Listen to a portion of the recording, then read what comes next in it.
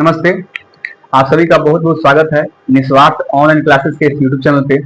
आज हम आप लोगों के लिए लेके आए हैं बिहार बोर्ड क्लास 9 चैप्टर जिसका नाम है रेखाएं और कोण। अगर बात करें इस चैप्टर के बारे में तो यह चैप्टर 7वीं क्लास में भी पढ़ना है, 9th में भी पढ़ना है। रेखाएं और कोण जो चैप्टर है वो ज्यामिति के लिए काफी इंपॉर्टेंट चैप्टर है, काफी इंपॉर्टेंट भाग है उसका। तो इस चैप्टर में हम रेखाएं और कोण के बारे में पूरे डिटेल में पढ़ेंगे, हर एक रेखा के बारे में जानेंगे, हर एक कोण के बारे में जानेंगे। इस वीडियो को देखने के बाद आपको दूसरा कोई भी रेखाएं और कोण का वीडियो देखना नहीं पड़ेगा। तो चलिए शुरू करते हैं। तो अगर हम बात करें सबसे पहले रेखाएं और कोण के बारे में, तो सबसे पहले इसमें हम पढ़ेंगे रेखाएं के बारे में, सभी रेखाओं को जानेंगे, उसके बाद हम कोण के बारे में जानेंगे। तो चलिए सबसे पहले हम पढ़ते हैं रेखाएं के बारे में। तो रेखाएं में हम सबसे पहले एक रेखा पढ़ेंगे, इसका नाम है रेखाखंड। आखिर क्या होता है रेखाखंड? तो अगर इसकी बात करें परिभाषा के बारे में, तो वह रेखा जिसके दो अंत बिंदु हो उसे रेखाखंड कहते हैं। यानी कि वह रेखा जिसके पास दो समाप्त बिंदु हो, दो अंत बिंदु हो, उसे हम रेखाखंड कहते हैं। अगर हम बात करें रेखाखंड के बारे में, तो रेखाखंड को हम कुछ इस तरीके से लिखते हैं। अगर इसका नाम अगर हम ए बी देते हैं, यानी कि ए बी एक रेखाखंड है, तो इसके पास रेखाखंड के पास दो अंत बिंदु होता है, यानी कि दो समाप्त बिंदु होता है। इस रेखाखंड को हम इस तरीके से दर्शाते हैं। अगर हम आपसे एक क्वेश्चन पूछे यहाँ पे कि क्या हम रेखाखंड के लंबाई को नाप सकते हैं, कमेंट बॉक्स में बिल्कुल इसका उत्तर बताइएगा। तो हाँ, हम रेखाखंड के लंबाई को नाप सकते हैं। क्यों? क्योंकि रेखाखंड एक वैसा रेखा होता है जिसका दो अंत बिंदु होता है, यानी कि इसका मुंह जो है हम दोनों तरफ से बंद कर देते हैं। जब दोनों तरफ से इसका मुंह जब बंद कर देंगे तो इसका जो लंबाई होगा वो रुक जाएगा, यहां से नहीं जाएगा, इधर इधर भी नहीं जा पाएगा। तो इसलिए रेखाखंड को हम माप सकते हैं। अब इसके बाद हम पढ़ेंगे किरण के बारे में। हम किसे कहते हैं किरण? तो वह रेखा जिसका एक अंत बिंदु हो उसे हम किरण कहते हैं। यानी कि वैसा रेखा जिसके पास केवल एक अंत बिंदु हो, एक तरफ से उसका मुंह खुला हुआ हो, उसे हम किरण कहते हैं। जैसे कि अगर इसको बात करें तो हम किरण को कुछ इस तरीके से लिखते हैं। अगर हम बात करें इसके नाम के बारे में, तो ए बी एक किरण है। तो यहाँ ध्यान दीजिए, यहाँ पे केवल किरण में एक अंत बिंदु होता है और एक तरफ से इसका मुंह खुला हुआ आता है, यानी कि इधर से यह अनंत दूर तक जा सकता है, लेकिन इधर से नहीं जा सकता है। तो इसी के चलते अगर यहाँ पे हम आपसे पूछे क्या हम किरण को माप सकते हैं, तो बिल्कुल नहीं, हम किरण को माप नहीं सकते हैं। क्यों? क्योंकि एक तरफ से इसका मुंह खुला हुआ है, तो जहां से इसका मुंह खुला हुआ है तो यहाँ से यह अनंत दूर तक जा सकता है। भले ही यहां से ना जाए, लेकिन यहां से जा सकता है। इसलिए हम किरण को माप नहीं सकते हैं। अगर हम बात करें इसके सिंबल के बारे में, तो इसको हम इस तरीके से दर्शाते हैं किरण को। आगे हम बात करें रेखा के बारे में, तो जिसका कोई अंत बिंदु ना हो उसे हम रेखा कहते हैं।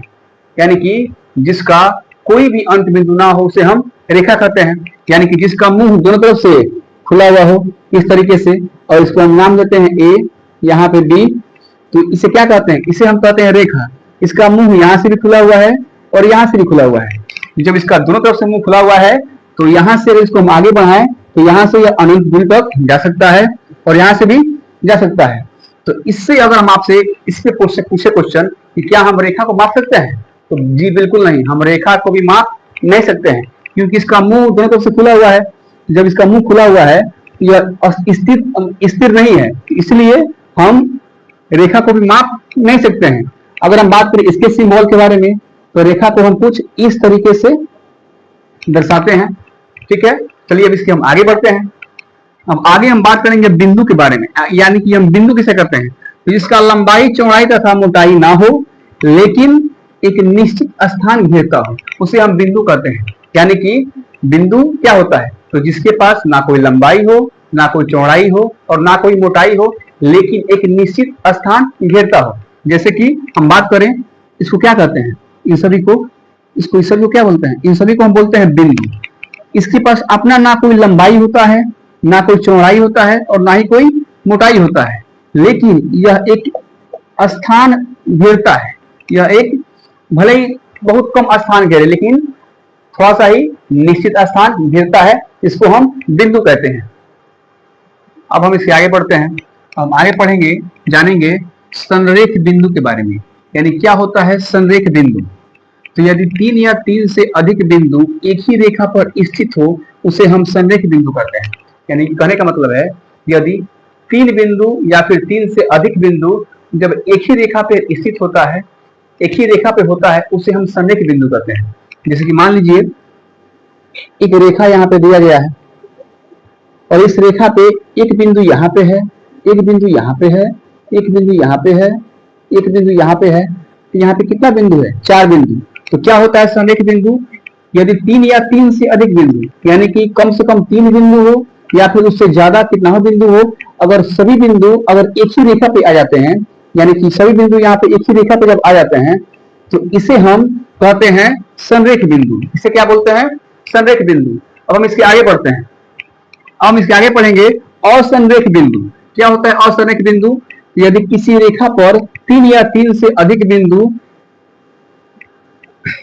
स्थित ना हो उसे हम असंरेख बिंदु कहते हैं। यानी कि अगर किसी रेखा पे 3 या 3 से अधिक बिंदु स्थित ना हो उसे हम असंरेख बिंदु कहते हैं। जैसे कि मान लीजिए अगर हम बात करें कि एक रेखा यहाँ पे है और एक बिंदु इस रेखा के ऊपर है, दूसरा बिंदु इस रेखा के ऊपर है, लेकिन बाकी बिंदु कोई यहाँ पे है, कोई यहाँ पे है, कोई यहाँ पे है, कोई यहाँ पे है, तो क्या होता है असंरेख बिंदु? तो यदि 3 या 3 से अधिक बिंदु एक ही रेखा पे स्थित ना हो उसे हम कहते हैं असंरेख बिंदु।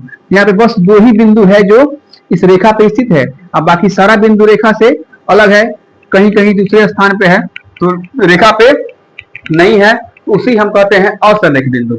अब आगे बढ़ते हैं। अब आगे हम पढ़ेंगे, जानेंगे कोण के बारे में। क्या होता है कोण? तो जब 2 किरण एक ही अंत बिंदु से प्रारंभ होती है उसे हम किरण कहते हैं, यानी कि उसे हम कोण कहते हैं। यानी कि जब 2 किरण एक ही बिंदु से जब प्रारंभ होता है उसे क्या बोलते हैं? उसे हम कोण बोलते हैं। जैसे कि मान लीजिए एक यहाँ पे बिंदु बी है।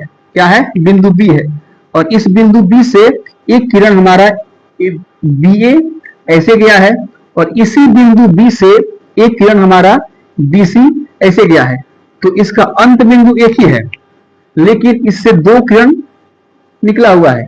तो इस तरीके से जब 2 किरण एक ही अंत बिंदु से प्रारंभ होती है, यानी कि एक ही अंत बिंदु से जब 2 किरण प्रारंभ होती है, तो इसी 2 किरण के बीच का जो है जगह होता है, इसे हम क्या बोलते हैं? इसी को हम कोण बोलते हैं। क्या बोलते हैं? कोण बोलते हैं। चलिए अब उसके हम आगे बढ़ते हैं। अब आगे हम पढ़ेंगे कोण के प्रकार। हम पढ़ेंगे कोण के प्रकार। तो सबसे पहले कोण के प्रकार में आता है न्यून कोण, उसके बाद समकोण, उसके बाद अधिक कोण, उसके बाद ऋजु कोण, उसके बाद प्रतिवर्ती कोण। तो हम सभी कोणों को लाइन बाय लाइन उसको जानेंगे, उसको पढ़ेंगे। तो सबसे पहले आ रहा है न्यून कोण। तो क्या होता है न्यून कोण? तो जिस कोण का मान 0 डिग्री से ज्यादा हो लेकिन 90 डिग्री से कम हो उसे हम क्या बोलते हैं? न्यून कोण। यानी कि जिस कोण का मान 0 डिग्री से ज्यादा हो लेकिन 90 डिग्री से कम हो उसे हम कहते हैं न्यून कोण। जैसे कि अगर हम आपसे बोले कि किसी एग्जाम्पल के तौर पे अगर आपसे कोई पूछे कि बताइए न्यून कोण का कुछ एग्जाम्पल बताइए, जैसे कि वैसा कोण जो 0 से बड़ा और 90 से कम हो, तो 0 से बड़ा और 90 के बीच में जितना भी कोण आता है वो सभी को क्या बोलते हैं? न्यून कोण। जैसे कि 2 degree, 10 degree, 45 degree, 88 degree, 80 degree, ये सब क्या है? न्यून कोण। अब इसके बाद हम आगे बढ़ेंगे और जानेंगे समकोण के बारे में। आखिर ये समकोण क्या होता है? तो जिस कोण का माप 90 डिग्री होता है उसे हम समकोण बोलते हैं। यानी कि जिस कोण का माप एग्जैक्टली 90 डिग्री होता है उसे हम समकोण बोलते हैं। इसके बाद हम अब पढ़ेंगे, जानेंगे अधिक कोण के बारे में। क्या होता है अधिक कोण? तो जिस कोण का माप 90 डिग्री से ज्यादा हो लेकिन 180 डिग्री से कम हो उसे हम बोलते हैं अधिक कोण। यानी कि जिस कोण का माप 90 डिग्री से ज्यादा हो लेकिन 180 डिग्री से कम हो उसे क्या बोलते हैं? अधिक कोण। जैसे कि 92 डिग्री, 110 डिग्री, 150 डिग्री, ये सब क्या है? अधिक कोण है। अब इसके बाद हम पढ़ेंगे, जानेंगे ऋजु कोण के बारे में। क्या होता है ऋजु कोण? तो जिस कोण का माप 180 डिग्री होता है उसे क्या बोलते हैं? ऋजु कोण। यानी कि जिस कोण का माप 180 डिग्री होता है उसे हम क्या बोलते हैं? ऋजु कोण। ऋजु कोण हमेशा जो होता है वो एक सीधी रेखा पे बनता है। यानी कि अगर हम बात करें इस ऋजु कोण के बारे में, तो ऋजु कोण हमेशा एक सीधी रेखा पे बनता है। एक सीधी रेखा पे और यहां से यहां जो कोण हमारा बनता है, यहां से यहां, इसी को कहते हैं हम ऋजु कोण। इसका जो माप होता है वो कितना होता है, 180 डिग्री। 180 डिग्री। तो अगर यहां से अगर हम एक और सवाल आपसे पूछे कि बताइए कि एक सीधी रेखा पे एक तरफ से पूरा बनने वाला कोण कितना डिग्री का होता है, तो क्या बताएंगे आप, 180 डिग्री का। ठीक है, चलिए अब इसके आगे बढ़ते हैं और अब हम जानेंगे प्रतिवर्ती कोण के बारे में। क्या होता है प्रतिवर्ती कोण? तो जिस कोण का माप 180 डिग्री से ज्यादा हो लेकिन 360 डिग्री से कम हो, उसे हम कहते हैं प्रतिवर्ती कोण। जैसे कि 210 डिग्री, 190 डिग्री, 230 डिग्री, यानी कि जिस कोण का माप 180 डिग्री से ज्यादा हो लेकिन 360 डिग्री से कम हो, उससे क्या बोलते हैं हम, प्रतिवर्ती कोण। चलिए अब उसके हम आगे बढ़ते हैं। अब आगे हम पढ़ेंगे, जानेंगे पूर्ण कोण के बारे में। क्या होता है पूर्ण कोण? तो जिस कोण का माप 360 डिग्री होता है उसे हम पूर्ण कोण कहते हैं। यानी कि जिस भी कोण का माप एग्जैक्टली नेट 360 डिग्री होता है उसे हम पूर्ण कोण कहते हैं। इसके बाद अब हम पढ़ेंगे शीर्षाभिमुख कोण के बारे में। उसके बाद प्रतिच्छेदी रेखाएं क्या होती है, उसके बाद समांतर रेखाएं क्या होती है। तो सबसे पहले हम जानेंगे कि शीर्षाभिमुख कोण के बारे में। क्या होता है शीर्षाभिमुख कोण? तो जब दो रेखा, कम से कम जब दो रेखा एक दूसरे को किसी एक बिंदु पे काटती है तो वहां पे चार कोण बनता है। जैसे सबसे पहले अगर हम बात करें कि जब दो रेखा एक दूसरे को किसी एक बिंदु पे अगर काटती है, जैसे कि अगर हम बात करें, हम मानते हैं कि ए बी एक रेखा है और पी क्यू एक रेखा है। जब दोनों रेखा एक दूसरे को यहाँ पे एक बिंदु ओ पे अगर काट रही है तो यहाँ पे चार कोण बनता है। एक कोण यहाँ बनता है, एक कोण यहाँ बनता है, एक कोण यहाँ बनता है और एक कोण यहाँ बनता है।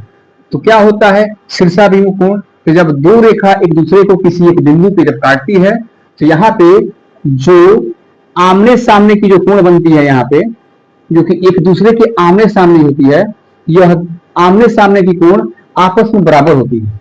यानी कि अगर इसका मान अगर हम मान ले, अगर इसका मान अगर हम माने अगर ए डिग्री, तो इसका मान भी कितना होगा, ए डिग्री। इसका मान अगर हम माने बी डिग्री तो इसका ही मान कितना होगा, बी डिग्री। मेरे कहने का मतलब है कि जब दो रेखा एक दूसरे को किसी एक बिंदु पे जब काटेगी तो वहां पे जो चार कोण बनेगा, तो दो कोण जो एक दूसरे की जो आमने सामने होगा वह दोनों कोण आपस में बराबर होगा। यानी कि अगर इस कोण का मान अगर 40 डिग्री होगा तो इसका भी मान 40 डिग्री आएगा। अगर इसका मान, अगर मान लीजिए इसका मान अगर 120 डिग्री आ रहा है तो इसका मान भी 120 डिग्री होगा।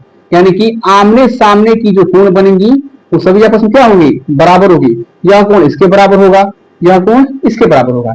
इसी को कहते हैं हम शीर्षाभिमुख कोण। आगे बढ़ते हैं, उससे आगे हम जानेंगे कि क्या होती है प्रतिच्छेदी रेखाएं। क्या होती है प्रतिच्छेदी रेखाएं? तो जब दो या दो से अधिक रेखाएं जब किसी एक बिंदु पे अगर एक दूसरे को काटती है तो उसे हम कहते हैं प्रतिच्छेदी रेखाएं। यानी कि यहाँ भी एक रेखा है, यहाँ भी एक रेखा है, दोनों रेखा किसी एक बिंदु पे कहीं पे अगर एक दूसरे को काट देती है तो उसे हम कहते हैं प्रतिच्छेदी रेखाएं। क्या कहते हैं, प्रतिच्छेदी रेखाएं। यहाँ पे रेखा ऐसे भी हो सकता है, ऐसे भी हो सकता है। बस कम से कम दो रेखा एक दूसरे को किसी अगर एक बिंदु पे काट देती है तो उसी को हम क्या बोलते हैं, प्रतिच्छेदी रेखाएं। अब इसके बाद आगे बढ़ेंगे और अब हम जानेंगे समांतर रेखाएं के बारे में। ये जो समांतर रेखाएं है ये हमारे लिए बहुत ही ज्यादा इंपॉर्टेंट है। इसके बाद हम बात करेंगे कि जब समांतर दो रेखाओं को जब एक तीसरा तिर्यक जब काटता है तो क्या क्या वहां पे होता है, कुछ स्थिति वहां पे प्रकट होती है, उसके बारे में जानेंगे। तो सबसे पहले हम जानते हैं कि आखिर ये समांतर रेखाएं होती क्या है। तो जब दो रेखा आपस में कभी भी ना मिले, यानी कि जब दो रेखा आपस में कभी भी ना मिले, दोनों रेखा के बीच की जो दूरी हो वो इक्वल हो, बराबर हो, कभी नहीं मिलेगी। जब दो रेखा आपस में कभी भी नहीं मिले, यानी कि इसको भी जब हम बढ़ाएं अनंत दूरी तक, इसको भी बढ़ाएं जब अनंत दूरी तक, इसको भी यहां से बढ़ाएं, इसको भी यहां से बढ़ाएं, लेकिन कभी भी ये दोनों रेखा आपस में नहीं मिले तो उस स्थिति में उस रेखाएं को हम बोलते हैं समांतर रेखाएं। क्या बोलते हैं, समांतर रेखाएं। हम आगे बढ़ते हैं और आगे हम जानेंगे कि जब समांतर रेखाओं को तीसरा एक तिर्यक रेखा जब काटता है तब क्या होता है। यह जो है जब दो समांतर रेखाओं को जब तीसरा जब तिर्यक रेखा काटता है तो वहां पे क्या कैसे क्या होता है हम उसके बारे में जानेंगे। ये हमारे लिए बहुत ही ज्यादा इम्पोर्टेंट इसका जो कंसेप्ट है कि जब दो समांतर रेखाओं को जब तीसरा तीर जब काटता है, इसका जो कंसेप्ट है ये बहुत ही इंपॉर्टेंट है, इसको बहुत ही अच्छे से आपको जानना होगा। चलिए शुरू करते हैं। देखिए, कभी भी जब दो समांतर रेखाओं को जब तीसरा तिर्यक रेखा जब काटता है, यहाँ पे सबसे पहले कुछ कोण बनता है। एक कोण यहाँ बन रहा है, हम इसको कोण 1 मानते हैं। एक कोण यहाँ बन रहा है, इसको हम कोण 2 मानते हैं। एक कोण यहाँ बन रहा है, एक कोण यहाँ बन रहा है, एक कोण यहाँ बन रहा है, तो इसको हम कोण 3 मानते हैं, इसको 4 मानते हैं। एक कोण यहाँ बन रहा है, इसको हम 5 मानते हैं। एक कोण यहाँ बन रहा है, इसको हम 6 मानते हैं। एक कोण यहाँ बन रहा है, इसको हम 7 मानते हैं, और एक कोण यहाँ बन रहा है, इसको हम 8 मानते हैं। यानी कि जब कभी भी जब दो समांतर रेखाओं को जब तीसरा तिर्यक रेखा जब इसको काटता है, तो यहाँ पे 8 कोण बनता है। कितने कोण बनता है? 8 कोण बनता है। 8 कोण बनता है। तो यहाँ पे अगर हम बात करें यहाँ पे, तो पहला कोण हमारा यह हो गया, दूसरा कोण हमारा यह हो गया, तीसरा कोण हमारा यह हो गया, चौथा, पांचवा, छठा, सातवां ऐसे बनता है। और इन 8 कोणों का आपस में कुछ ना कुछ संबंध होता है, उसी चीज को हम जानेंगे। यहाँ पे कुछ कोण के बराबर होता है, कुछ कोण कुछ जोड़ने पे आपस में उनका जो मान होता है वो 180 के बराबर होता है। चलिए इसको जानते हैं। तो सबसे पहले अगर हम बात करें आपसे कि यहाँ पे अगर हम बात करें कि कोण 1 किसके बराबर होता है, तो कोण 4 की। यहाँ पे जो कोण 1 होता है वह कोण 4 के बराबर होता है। कैसे? थोड़ा सा यहाँ पे ध्यान दीजिए। यहाँ पे एक रेखा ऐसे जा रहा है और एक रेखा ऐसे काट रहा है। तो अभी इसके पहले हम पढ़े हैं शीर्षाभिमुख कोण के बारे में, जाने हैं कि जब दो रेखा एक दूसरे को किसी एक बिंदु पे जब काटता है, तो यहाँ पे जो कोण बनता है 4, उस चारों कोण का जो आमने सामने वाला जो कोण होता है, ये सभी आपस में क्या होता है? बराबर होता है। तो यहाँ पे जो 1 है यह 4 के बराबर होगा क्योंकि इसके सामने है, और यहाँ पे जो कोण 3 है वो कोण 2 के बराबर होगा। यानी कि कोण 1 का जितना मान आएगा कोण 4 का भी मान उतना ही होगा, कोण 2 का जितना मान आएगा कोण 3 का भी मान उतना ही होगा। यहां से हम इस चीज को लिखेंगे कि कोण 1 जो होगा वो कोण 4 के बराबर होगा। किससे बराबर होगा? तो शीर्षाभिमुख कोण से।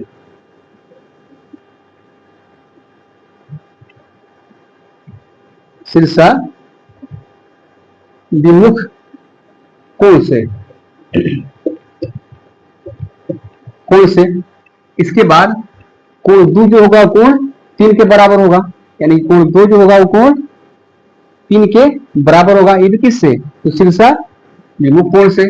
इसके बाद से थोड़ा सा नीचे आइए, यहाँ भी एक रेखा है और यहाँ भी एक रेखा है। दो रेखा एक दूसरे को एक बिंदु पे काट रहा है। जब एक बिंदु पे यहाँ पे काट रहा है तो फिर यहाँ पे जो है 5 है वो कोण 8 के बराबर होगा। क्यों? क्योंकि आमने सामने है। और यहाँ पे जो 7 है वो कोण 6 के बराबर होगा। किससे? यही शीर्षाभिमुख कोण से। यानी कि जो कोण हमारा जो 5 होगा वो कोण किसके बराबर होगा? कोण 8 के। किससे? यही शीर्षाभिमुख कोण से। उसके बाद से जो कोण 7 होगा कोण 6 के बराबर होगा। कोण 7 बराबर कोण 6 किससे? यही शीर्षाभिमुख कोण से। इसके बाद अगर हम आगे बढ़े इसमें, तो यह हमारा हो गया। अब इसके बाद अब थोड़ा और ध्यान दीजिए। अब यहाँ पे हम बात कर रहे हैं, यहाँ पे आप कोण 3 को देखिए। सबसे पहले कोण 3 को देखिए। जो हमारा जो कोण 3 होता है वो हमेशा कोण 6 के बराबर होता है। कोण 6 के बराबर होता है।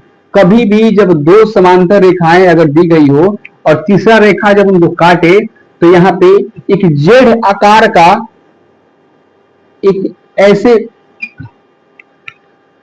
इसका तस्वीर बनता है, एक जेड आकार का। ऐसे जब जेड ऐसे अगर आपको कभी भी जब दो समांतर रेखाएं तो तीसरा रेखा जब काटे और वहां पे अगर कभी भी आपको कुछ ऐसा अगर जेड बनता हुआ दिखाई दे, तो जेड जब जहां पे बनेगा तो जो मुंह वाला जो यहाँ पे जो कोण होगा वो पूंछ वाले कोण के हमेशा बराबर होगा। इस तरह से जब जेड बन रहा है तो जो मुंह वाला जो कोण होगा वो पूंछ वाले कोण के बराबर होगा। यानी कि कोण 3 जो होगा कोण 6 के बराबर होगा। यानी कि यहां से अगर देखें हम तो कोण जो 3 होगा वो बराबर होगा कोण 6 के। तो इस कोण को हम एक नाम देते हैं जिसका नाम है अंत एकांतर कोण, अंत एकांतर कोण से कोण जो 3 होगा वो हमारा कोण 6 के बराबर होगा। इसी चीज को जब हम उल्टा अगर देखें, उल्टा, तो यहाँ पे जो कोण 4 जो हमारा है वो कोण 5 के बराबर होता है। यहाँ पे देखिए थोड़ा सा जेड बन रहा है इस तरीके से, इस तरीके से। इसमें क्या था, इसमें इस तरीके से जेड बन रहा था, तो मुंह वाला कोण पूंछ वाले कोण के बराबर होगा। तो यहाँ भी जो है मुंह वाला कोण है तो पूंछ वाले के बराबर होगा, यानी कि यहाँ पे जो कोण बन रहा है मुंह पे, ये पूंछ वाले कोण के बराबर होगा, यानी कि कोण 4 जो होगा वो कोण 5 के बराबर होगा। यहां से जो कोण 4 हमारा होगा कोण 5 के बराबर होगा, किससे, यही अंत एकांत कोण से। हाँ, एक चीज में हमें ध्यान रखना है कि जब तक दोनों रेखा आपस में समांतर नहीं हो और तीसरा तिर्यक रेखा उसको अगर नहीं काटे, तब तक यह कोण अंत एकांत कोण आपस में बराबर नहीं होंगे। इस चीज का ध्यान रखना है। तो इसके बाद अगर हम बात करें तो यह हमारा हो गया अंत एकांतर कोण। इसके बाद इसमें अगर हम रेखा के ऊपर जाएं और रेखा के इधर नीचे आए, तो यहाँ पे जो हमारा जो कोण 2 जो होता है, यहाँ जो तिर्यक रेखा जो काट रही है, तो तिर्यक रेखा के इस तरफ बाहर में जो कोण 2 होगा वो इस रेखा के, इस समांतर रेखा के नीचे वाले कोण 7 के बराबर होता है।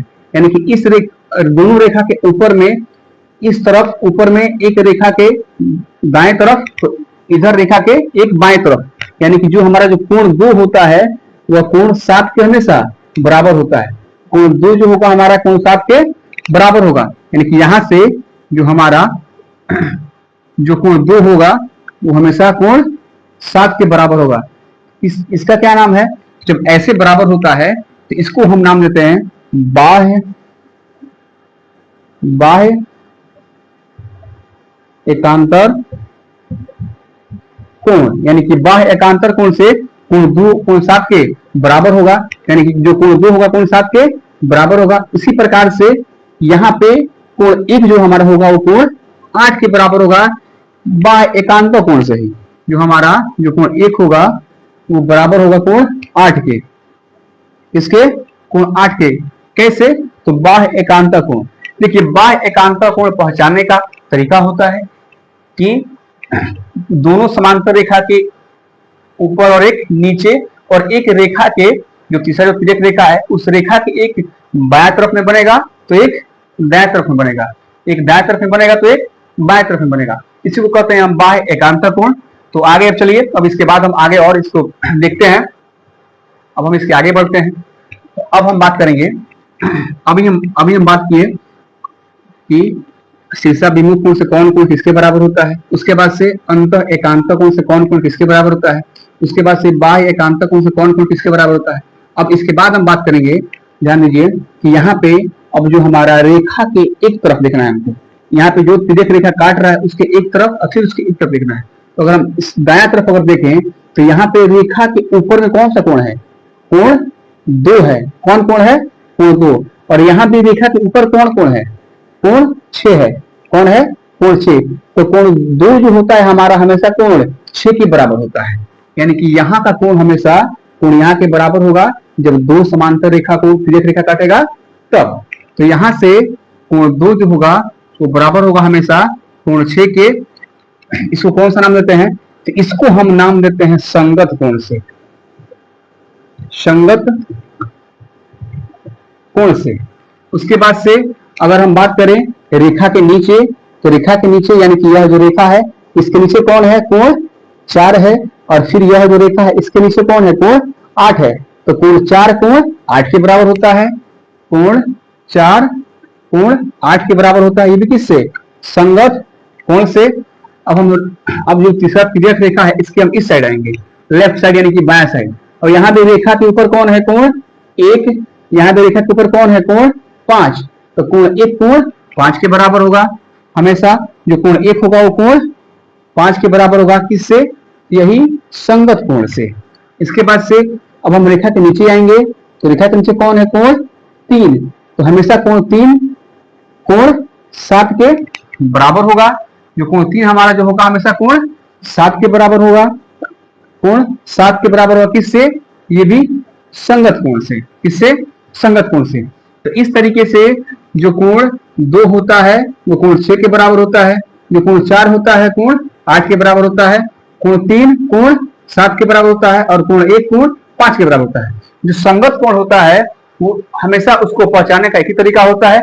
या आपको क्या करना है कि अगर आप एक तरफ रेखा के ऊपर देख रहे हैं तो यहाँ पे रेखा के ऊपर आपको देखना होगा, और अगर आप रेखा के नीचे देख रहे हैं तो यहाँ पे रेखा के नीचे देखना होगा।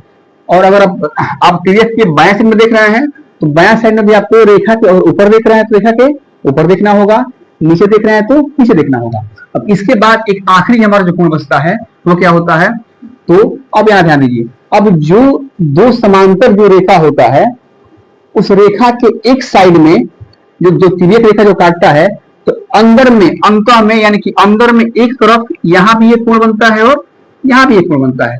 जो दो समांतर रेखा है और जो तीसरा तिर्यक काट रहा है उसके एक तरफ यानी कि यहाँ पे अंदर में 2 कोण बनता है, 3 और 5, और इस साइड भी अंदर में 2 कोण बनता है, कोण 4 और कोण 6। तो इसमें क्या होता है कि यहाँ पे कोण 3 और कोण 5 इन दोनों को जोड़ने पे इनका जो मान होता है वो हमेशा 180 के बराबर होता है। यानी कि कोण 3 प्लस कोण 5, अगर यहाँ पे लिखे हम कि कोण 3 प्लस कोण 5 का मान हमेशा बराबर होगा 180 डिग्री के किस कोण से? तो इसको हम नाम देते हैं एक ही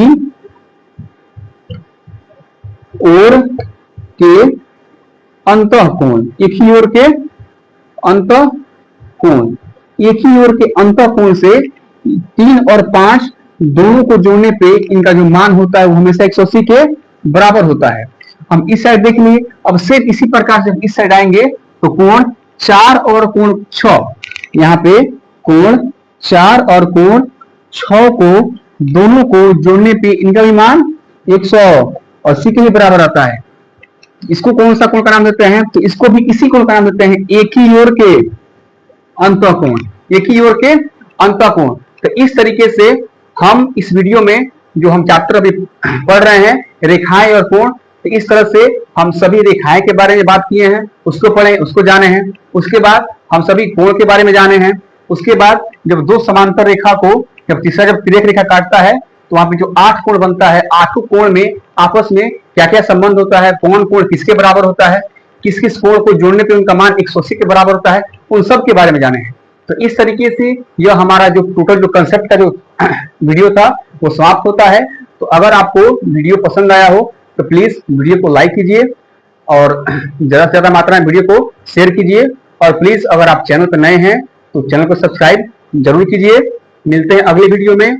और हाँ, अगर इस वीडियो में किसी भी तरह का कोई भी ऐसा पॉइंट समझ में नहीं आया हो तो प्लीज उसको कमेंट बॉक्स में कमेंट जरूर कीजिएगा।